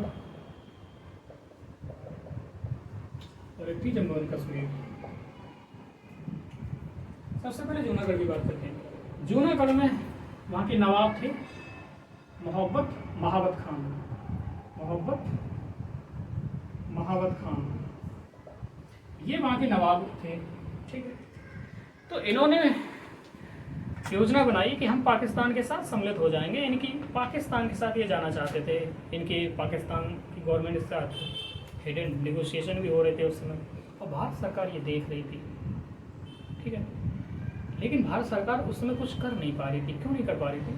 जब बात आई सरदार वल्लभ भाई पटेल को ये बात पता चली, तो इन्होंने कहा कि वहाँ की हिंदू आबादी है, बहुसंख्यक जो आबादी है, जो 90 से 95% जो आबादी वहाँ की हिंदू है, और ये पाकिस्तान के साथ कैसे शामिल हो सकते हैं? क्योंकि देश का जो बंटवारा हुआ उसका आधार क्या था? रिलीजन था, धर्म के आधार पर देश का बंटवारा हुआ था। तो ये पाकिस्तान के साथ कैसे जा सकते हैं? लेकिन तो उन्होंने कहा कि हमें पुलिस कार्रवाई करनी चाहिए, अपनी आर्मी को भेजना चाहिए, और ठोक पीट के 1-1.5 घंटे में हम ये भारत का पार्ट बन जाएगा। तो माउंटबेटन ने समझाया कि माउंटबेटन ने बताया कि अगर आप इस आधार पे वहाँ पे पुलिस कार्रवाई कर रहे हैं जूनागढ़ में कि यह हिंदू बहुल आबादी है, तो पाकिस्तान के पास एक पर्याप्त कार्ड होगा कि वो ये कह देगा कि जम्मू कश्मीर भारत के साथ कैसे सम्मिलित हो सकता है, जबकि जम्मू कश्मीर की 80% आबादी मुस्लिम है। तो आपको ये तो छोटा सा क्षेत्र मिल जाएगा, लेकिन आपके हाथों से जम्मू कश्मीर की रियासत निकल जाएगी, उसके बाद आप ये नहीं ले पाओगे। तो उन्होंने कुछ किया नहीं, लेकिन अंततः क्या हुआ कि वहाँ की जनता ने ही विद्रोह कर दिया, जूनागढ़ की जनता ने विद्रोह कर दिया। और विद्रोह की लहर इतनी तेजी से वही कि जो मोहब्बत खान थे, इनको पाकिस्तान भागना पड़ा। इनको कुत्तों से बड़ा प्रेम था उस समय, यहाँ तक कि अपनी जो इनकी 12-13 बेगम थी, कुछ बेगम चली गई, एक बेगम जो सबसे प्रिय थी उनको कहा कि जल्दी तैयार होकर चलो। तब तक इन्होंने अपना जो भी कुछ बटोर पाया, रुपया पैसा, ठीक है, और अपना कुत्तों को लिया, लेके चले गए। यानी कि कुत्ते तो चले गए इनके साथ में, लेकिन इनकी जो बेगम थी वो यहीं पर रह गई। तो बेगम से ज़्यादा लगा इनको कुत्तों से था। और नृत्य में भी काफ़ी, नृत्य और नाचने में, संगीत में काफ़ी रुचि लिया करते थे। तो अंततः ये पाकिस्तान भाग गए। यहाँ पर फिर भारत सरकार ने क्या किया, जनमत संग्रह करवाया। और जब जनमत संग्रह करवाया तो यहाँ की 99% आबादी ने, लगभग 99% आबादी ने भारत के साथ रहने के पक्ष में निर्णय दिया। इनकी उन्होंने कहा कि बाकी जनता ने कहा कि हम भारत संघ के साथ रहेंगे। तो इस प्रकार से हमने क्या किया, जनमत संग्रह के माध्यम से इसका विलय कर लिया। हैदराबाद की बात आती है तो हैदराबाद क्षेत्र कहाँ था? ये जो आपका क्षेत्र आता है, ठीक है, आपने एक देखा होगा, ये तो आता था आपका कहाँ, सौराष्ट्र यानी जूनागढ़। अब ये जूनागढ़ ये कह रहे थे हमें पाकिस्तान के साथ जाना। अब इनको सोच के देखिएगा, ये जो क्षेत्र है, ये पूरा क्षेत्र ये जो है भारत का है। अब पाकिस्तान का पार्ट बनकर कैसे जाएंगे? पाकिस्तान आएगा कहाँ से? क्योंकि ज़मीन का जो क्षेत्र है वो भी हमारी सीमाएं होती है, और जो वायु का क्षेत्र होता है ऊपर वो भी हमारा है। तो आप जाओगे कहाँ, कैसे? तो कितना एक अतार्किक सोच रहे थे। दूसरा, एक यहाँ रियासत थी हैदराबाद रियासत थी। यहाँ का जो शासक था उसका नाम था निज़ाम, उसे कहते थे निज़ाम। तो ये पहले तो कह रहा था कि पहले तो इन्होंने कहा कि हमें पाकिस्तान के साथ जाना है, लेकिन जब इनको समझ में आया कि पाकिस्तान जाने का जो विचार है ये ख्याली पुलाव से ज़्यादा कुछ नहीं है, क्योंकि हम सम्मिलित हो ही नहीं सकते हैं उसमें, क्योंकि हम बीच में आ रहे हैं। हम यहाँ से जाएंगे कैसे, आएंगे कैसे? ठीक है, ना तो हम ज़मीनी रास्ते से आ सकते हैं, ना ही हम समुद्री रास्ते से आ सकते हैं, और ना ही हम हवाई वेग या हवाई मार्ग से आ सकते हैं। तो स्वतंत्र तो नहीं बन सकता है वो, तो इसके साथ तो नहीं जा सकते। अब ये कह रहे थे हमें स्वतंत्र देश बनाना है। अब इनको ये नहीं समझ में आ रहा कि आप स्वतंत्र देश तो बना लोगे, लेकिन जाओगे कैसे? बिना भारत की अनुमति के आप ना तो इधर जा सकते, निकल नहीं सकते हो, बाहर नहीं जा सकते हो। और यहाँ का निज़ाम उस समय दुनिया के जितने भी रईस टॉप के उनकी श्रेणी में शामिल होता था, बहुत रईस था। तो पहले कई बार नेगोशिएशन हुए। सरदार वल्लभ भाई पटेल को ये उत्तरदायित्व सौंपा गया था कि रियासतों का विलय करना है, उनको ही दायित्व दिया गया था। तो सरदार वल्लभ भाई पटेल और बीपी मेनन ने बहुत सराहनीय योगदान किया इस मामले में। एक सिविल सर्वेंट थे उस समय, तो दोनों लोगों ने मिलकर काम किया। इसलिए जो सरदार वल्लभ भाई पटेल हैं उनको भारत का बिस्मार्क भी कहा जाता है, क्योंकि बिस्मार्क ने भी जो इटली का एकीकरण किया था, और लौह पुरुष भी कहते हैं, आयरन मैन ऑफ इंडिया। तो इनसे कई बार निगोशिएशन हुए, ठीक है। अंततः इन्होंने क्या किया, इन्होंने एक रजाकार की आर्मी बनाई। रजाकार जो हुआ करते थे, रजाकार मेनली वो इस्लाम के लोग होते थे। जिस प्रकार से मिलिशिया होती है ना, इस्लाम से संबंधित बहुत सारे लोग इकट्ठे होते हैं और फिर किसी खास उद्देश्य के लिए लड़ते हैं, ठीक है। धर्म उसमें मुख्य आधार होता है। तो मिलिशिया बनाई, रजाकार जिसे कहते थे। ये क्या करते थे, ये जो गैर मुस्लिम है, नॉन मुस्लिम है, उनको टारगेट करते थे। हिंदू हुए, सिख हुए, ईसाई हुए, तो इन सभी को, और बहुत लूटपाट करते थे, क्रूर हत्याएं, बलात्कार, रेप, मर्डर, ये सब किया करते थे। अंततः वहाँ पे कुछ संगठन थे, जैसे कि महाराष्ट्र का भी कुछ क्षेत्र पास ही पड़ जाता है वहाँ पे, तो चाहे वो आरएसएस हो, क्योंकि आरएसएस की भी स्थापना 1925 में हो चुकी थी, डॉक्टर हेगड़ेवार ने कर दी थी। तो आरएसएस वहाँ पे एक्टिव हुई और हिंदुओं को एक किया, उनको भी उन्होंने जो आर्म्स और एमिनेशन है वो दिया, तलवारें दी कि लड़ो आप स्टेट के खिलाफ, निज़ाम के विरुद्ध। और जो अन्य धर्म के लोग थे वो भी सब एक हो गए थे उसके विरुद्ध में, और जो हिंदू संगठन बहुत सारे थे वो काम करने लगे। तो अंततः फिर भारत सरकार को पूरा एक अवसर मिल गया, हमने पुलिस को भेजा, कार्रवाई की, 1-1.5 दिन तक लड़ाई चली, पीट पाट के आगे इन्होंने अंततः आत्मसमर्पण कर दिया और जो इंस्ट्रूमेंट ऑफ एक्सेशन है, भारत के विलय पत्र में हस्ताक्षर कर दिया, और यह भारत संघ का अभिन्न हिस्सा बन गया। इसकी कहानी समाप्त हो गई। ठीक, अब बचा जम्मू कश्मीर। इसका मामला बड़ा ही पेचीदा रहा है। जम्मू कश्मीर में महाराजा हरि सिंह का शासन था। हरि सिंह, यहाँ पे कई चैलेंज थे। चैलेंज ये था कि आबादी बहुसंख्यक 80% करीब 70 से 80% मुस्लिम थी और हिंदू एक शासक था। शेख अब्दुल्ला का भी नाम काफ़ी आता है। तो जब इनसे बात हुई तो उन्होंने कहा कि नहीं, हम स्वतंत्र रहेंगे, हम आपके साथ सम्मिलित नहीं होंगे। उसी समय अक्टूबर 1947 में पाकिस्तान ने क्या किया, पाकिस्तान ने कबायलियों के भेष में अपने सैनिकों को भेजा। बहुत सारे मिलिशियाई जैसे लोग थे, कबायलियों के भेष में जो उनकी आर्मी थी, उनके सैनिकों को हथियार थमाकर भेजा कि जाओ जम्मू कश्मीर में कंट्रोल कर लो। सेना आगे बढ़ रही थी, तो ये लोग अब परेशान हो, क्योंकि इनकी सेना, इनकी जो पुलिस थी, कब तक सामना कर पाएगी एक पाकिस्तान जैसा कितना बड़ा मुल्क है इनके सामने, नहीं कर पाएगी। धीमे धीमे ये बैकफुट पे आते जा रहे थे।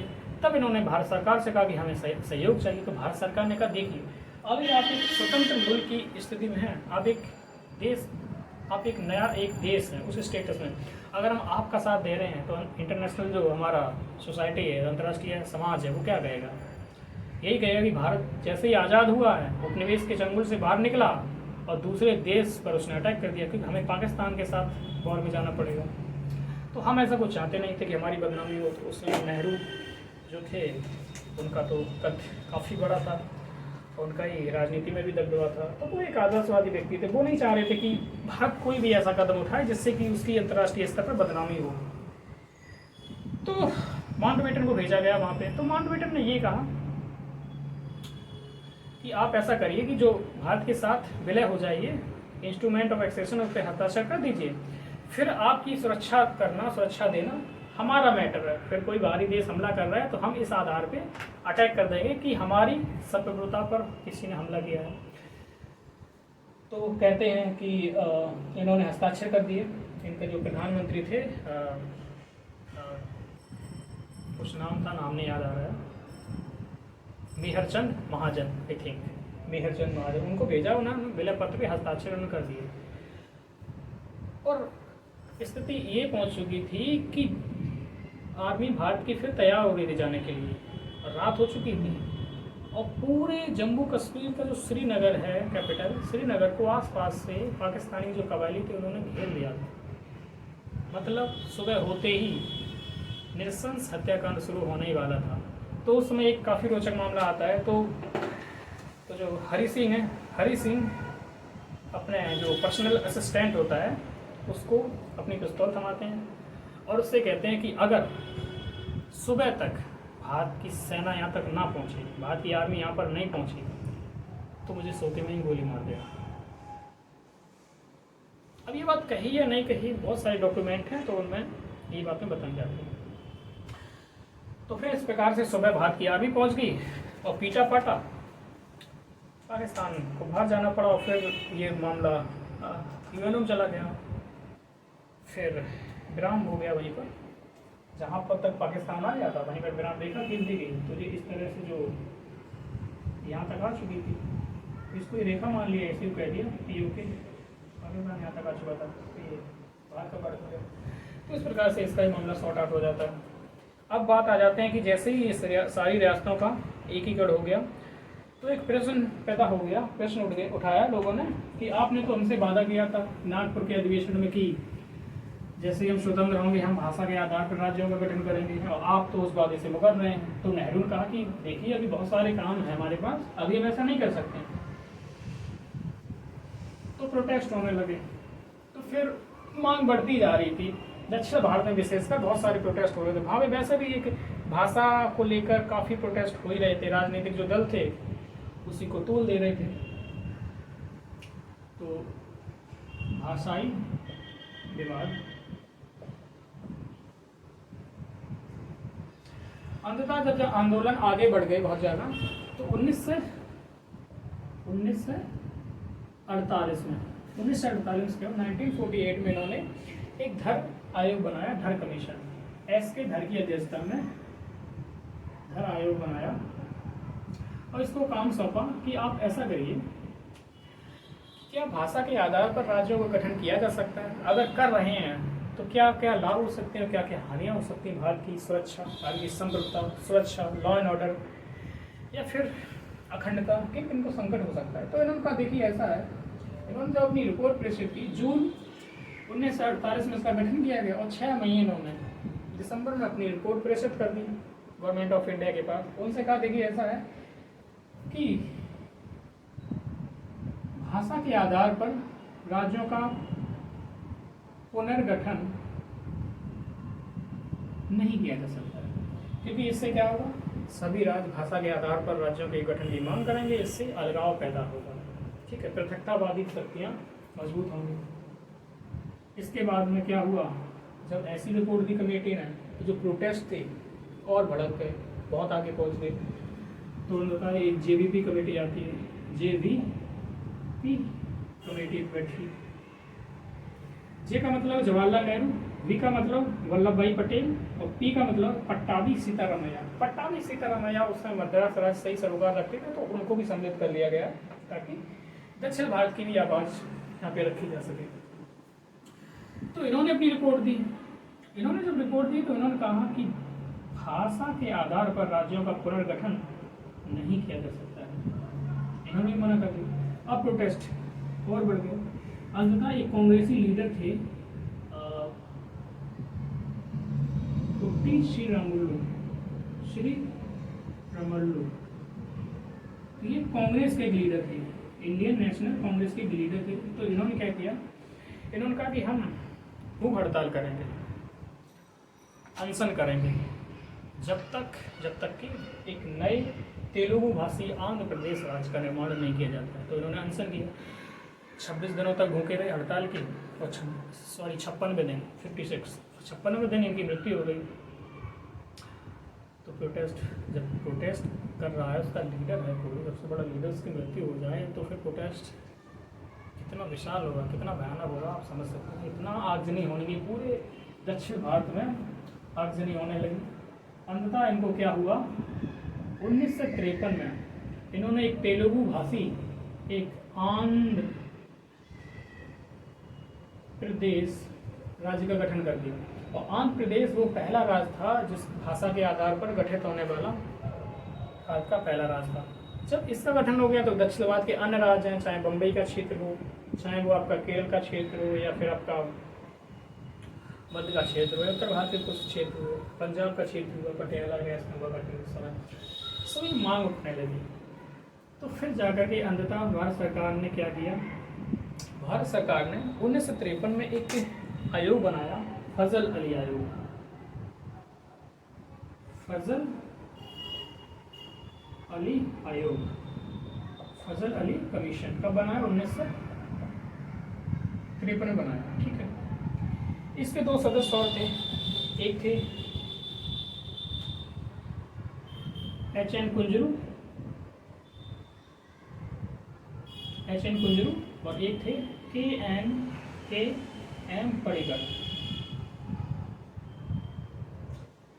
पड़कर और HN कुंजरू फजल अली आयोग के अध्यक्ष थे। इनके सदस्य थे और अध्यक्ष थे फजल अली, न्यायमूर्ति रह चुके थे उस समय, जस्टिस। तो इनको बैठाया गया, तो इन्होंने कुछ अपनी रिकमेंडेशन दी। पहली रिकमेंडेशन दी कि भाषा राज्यों के गठन करने के लिए भाषा को मुख्य आधार बनाया जा सकता है, लेकिन लेकिन एक राज्य एक भाषा को नहीं अपनाया जा सकता है। यानी कि एक राज्य एक भाषा के सिद्धांत को नहीं अपनाया जा सकता, क्योंकि भारत में तो हजारों बोलियां हैं, सैकड़ों भाषाएं हैं। अगर इस तरह से भाषा के आधार पर ही राज्यों का हम गठन करेंगे तो भारत में कुल मिलाकर के सैकड़ों राज्य बन जाएंगे, 5 से 600 राज्य बन जाएंगे। तो ये संभव नहीं है। तो उन्होंने कहा भाषा को यद्यपि मुख्य आधार बनाया जाएगा किसी भी राज्य के गठन का, लेकिन इसमें अन्य आयाम भी होंगे। क्या होंगे? इसमें आपको ध्यान रखना पड़ेगा, वहाँ की जो कल्चर है उसको ध्यान रखना पड़ेगा, जो संस्कृति है उसको ध्यान रखना पड़ेगा, जो वहाँ की प्रशासनिक व्यवस्था है, प्रणाली है, उसको ध्यान में रखना पड़ेगा, प्रशासन प्रभावित ना हो। ठीक है। संस्कृति ऐसा नहीं कि एक संस्कृति है और उसको अलग अलग कर दो, ये भी इसका भी ध्यान रखना होगा। उसका जो भूगोल है, भौगोलिक क्षेत्र है, उसको ध्यान में रखना पड़ेगा। तो इन सारी बातों को ध्यान में रख के और फिर भाषा को मुख्य आधार बना दो और राज्यों का गठन कर दो। इस प्रकार से बातें आगे बढ़ती हैं और अंततः संविधान का 7वां संशोधन किया जाता है। संविधान का 7वां संशोधन किया जाता है और कुल मिलाकर के एक एक्ट आता है। फिर संविधान का 7वां संशोधन किया 1956 में, और एक एक्ट आता है स्टेट रीऑर्गेनाइजेशन एक्ट 1956 में। तो इस राज्य पुनर्गठन अधिनियम 1956 आता है। तो इसके तहत कुल मिलाकर के 1 नवंबर 1956 को 14 राज्य स्टेट और 6 संघ शासित क्षेत्र यानी कि यूनियन टेरिटरी ये अस्तित्व में आते हैं। यानी 14 राज्य और 6 यूनियन टेरिटरी बनते हैं। तो इस प्रकार के ये जो भाषा के आधार पर जो राज्यों के गठन की जो मांग हो रही थी, यहाँ जाते जाते अंततः समाप्त हो जाती है। अब कुछ फैक्ट बचे हुए हैं, उनको या तो एक काम ऐसा कर सकते हैं कि उनको अलग से लिख दूं, उसके बाद एक्सप्लेन कर दूं, या फिर इसी वीडियो में 2-3 मिनट ज़्यादा लगाएंगे, बता दूं देखकर। तो पहला है कि बता ही देता हूं,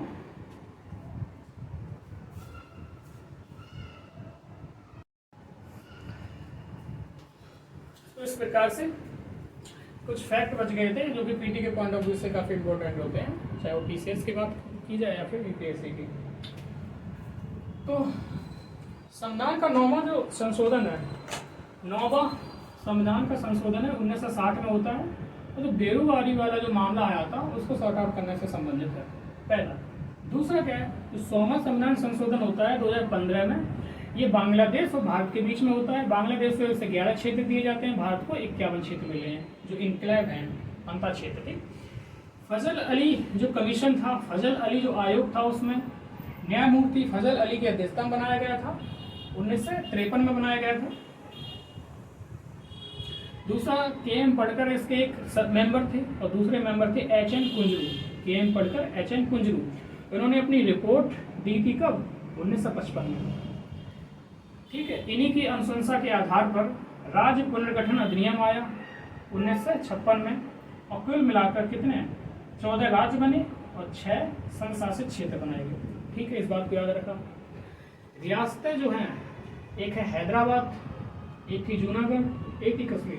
लेकिन शेष रियासतें थी 15 अगस्त 1947 से पहले भारतीय संघ में विलय हो चुकी थी, इसलिए इनसे ये क्वेश्चन पूछा जाएगा तो इनसे आएगा, उनसे नहीं आएगा। हैदराबाद को मिलाया पुलिस कार्रवाई से, पुलिस एक्शन से। जूनागढ़ में जनमत संग्रह किया गया, और कश्मीर में जो इंस्ट्रूमेंट ऑफ एक्सेशन है, जो विलय पत्र, उस पर हस्ताक्षर करके।